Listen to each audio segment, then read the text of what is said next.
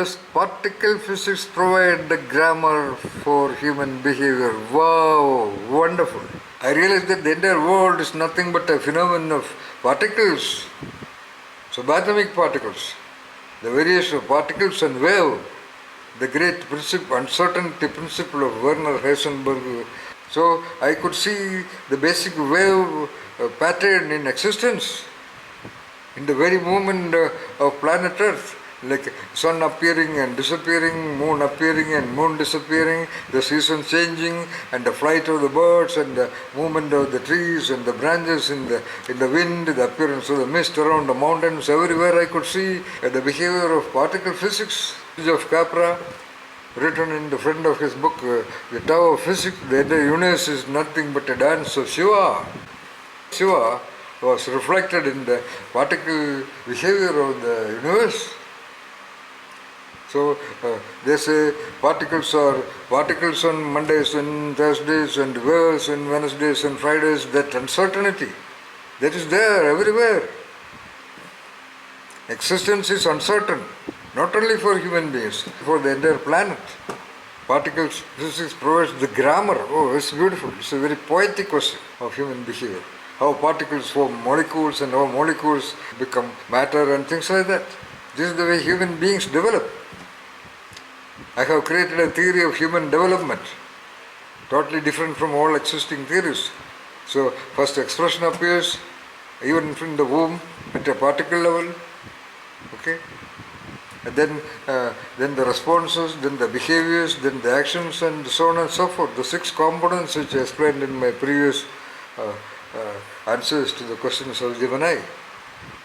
Just like a particle forms to matter of various dimensions, the particles of moments of energy impacts on the developing wonder of the human entity, okay?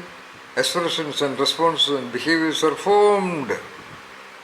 Every moment the little infant is exposed to signals from the environment, all kinds of signals, so the sound and the light and depth and other dimensions.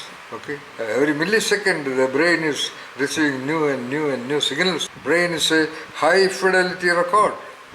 The experiments by Victor Penfield, a neurologist, some 30-40 years back proved that every moment is very faithfully recorded, video recorded in the brain. That much of brain is there. Individual cells and their synaptic connections. We know the approximate number of the neurons in the brain, some 90 billion or trillion, whatever it is.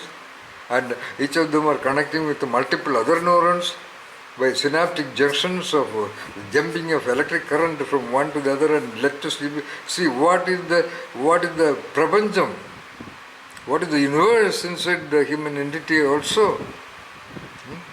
What Victor Penfield proved is that for inserting electrodes into certain parts of the brain, the person will reproduce or recollect or recall and state the exact details of something happened 24 years back on one Friday evening, 9 o'clock. That much clear. The person will talk because the brain does not have any pain senses. So you can insert whatever thin electrode or whatever sensor into various parts of the brain, stimulate various parts and ask the person to talk. So that means what?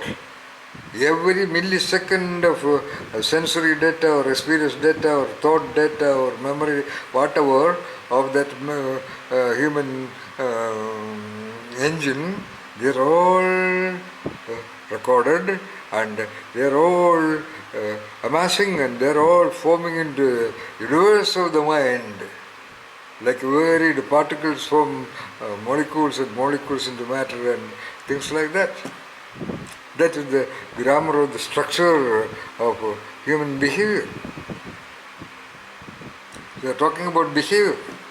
In my 6 components, there are expressions, responses, behaviors, doings or actions, relating with entities and things and phenomena and people.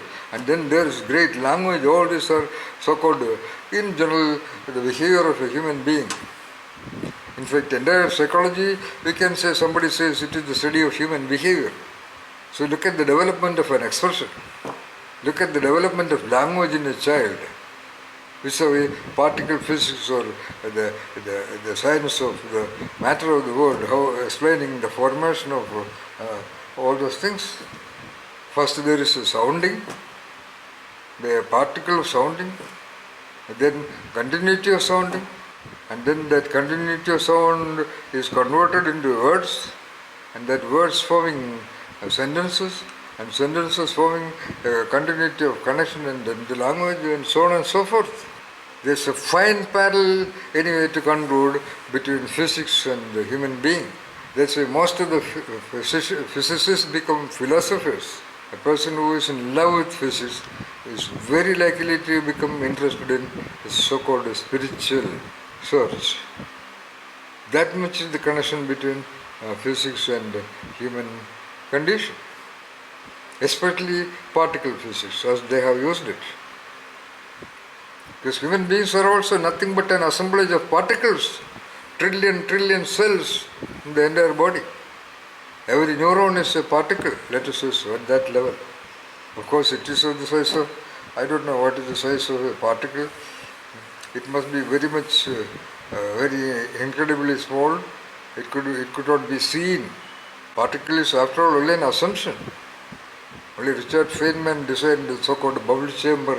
There is a theoretical projection of particles by the mass something makes on the wall of the bubble chamber. Whatever it is, at least atoms are there. Every moment, every neuron is an atom. Every cell is an atom. It can be seen only under, I suppose, electron microscope. So at structural level and dynamics level, and energy dynamics level, human being is completely explainable almost by the principles of particle physics also.